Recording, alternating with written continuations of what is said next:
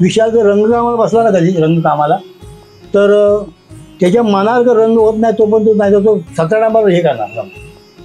जेव्हा रंग पूर्ण होणार त्या टायमाला तो ओके. तशी ते गणपती काम करण्याची पद्धत तुझ्यामध्ये आहे. जोपर्यंत तो एक आपण तपश्चर्या करतो ना तसं त्याचा भाग आहे.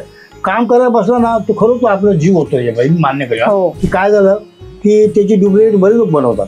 बरं सेम आणि बऱ्याच मूर्त्या बघतो. पण मला काही लोक बोलतात की नाना तुमचा विशालची मूर्ती आहे ना सेम बोलतात, पण त्या मूर्तीमध्ये काय जे दिसते ना ते ह्या मूर्ती दिसत नाही. तर त्याचं कारण मी तुम्हाला सांगतो. तो त्याची काय ते ताण विसरतो, ते सगळा जीव टाकतो त्यामध्ये. आणि खरं आहे कला करताना त्याच्यात माणसाने स्वाधीन व्हावं त्याच्या कलेच्या. उपजत कला आहे त्यांच्या अंगात आणि ती दैवी शक्ती आहे. जोपर्यंत त्याला असं वाटतं देव बोलत आहे माझ्यावर ना तोपर्यंत तो थांबत नाही. हे मान्य करेल.